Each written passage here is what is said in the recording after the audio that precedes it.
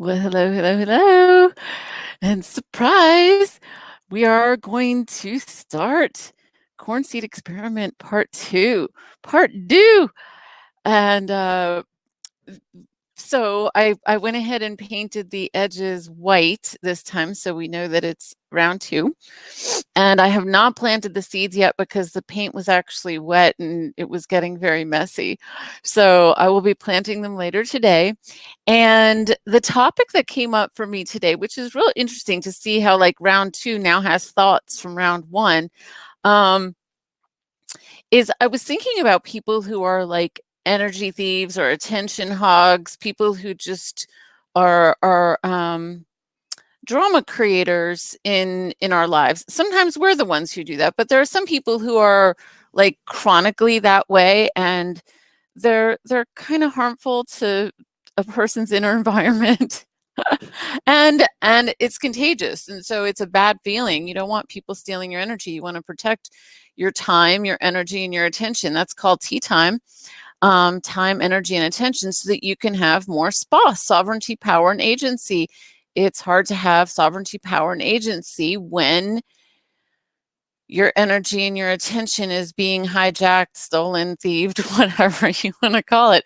So let's turn that around and take responsibility for our part and for what we can do.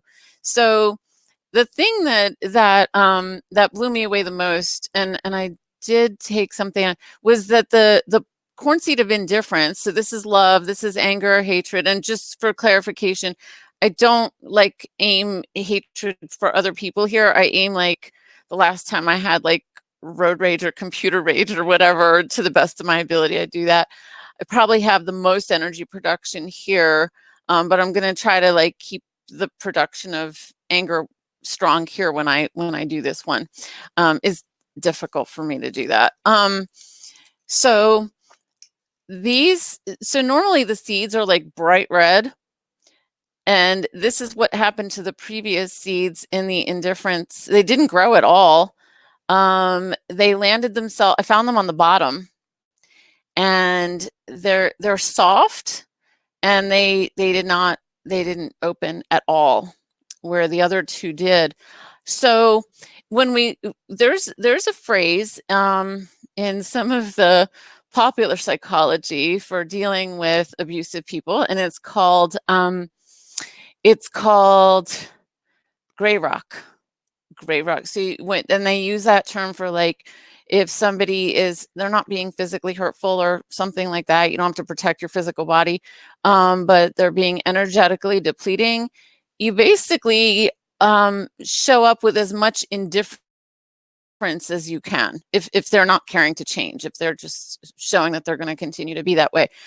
And so I realized that this pot could be called the gray rock. And what's important about that, especially beginning the new year, and I know we like to start intentions or looking forward for the year.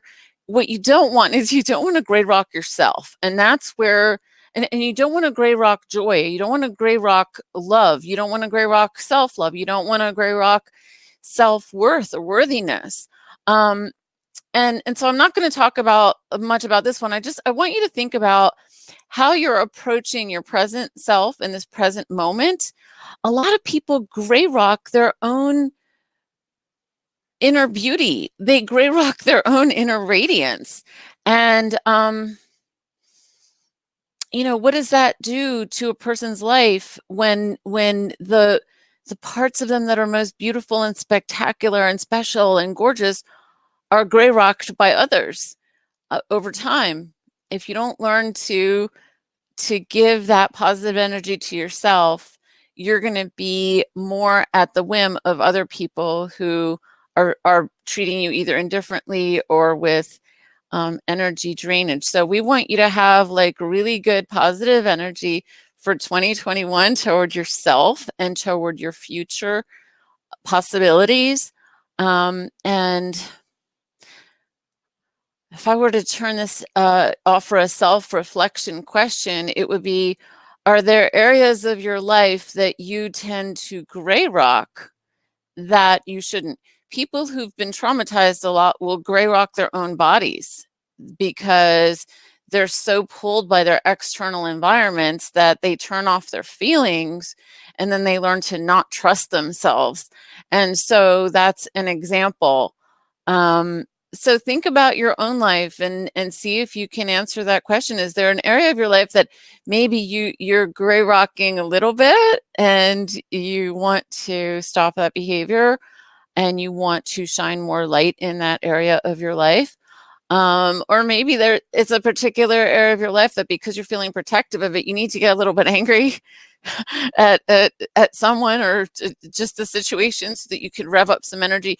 Anger is okay on a short-term basis when it comes to our own bodies. If we need to protect ourselves or someone, it's okay on the short term, but it's not okay to keep it alive. Then it becomes resentment, and that is not good for the immune system, and it doesn't create change. So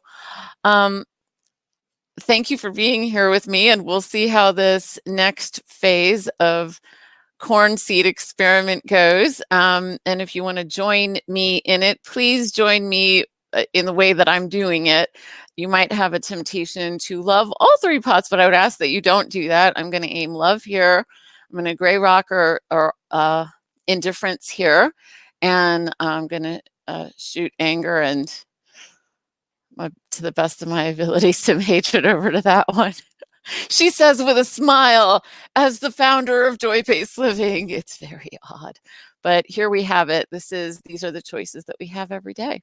So thank you for being here, and I will see you tomorrow at 2 o'clock for the next live stream. Bye for now.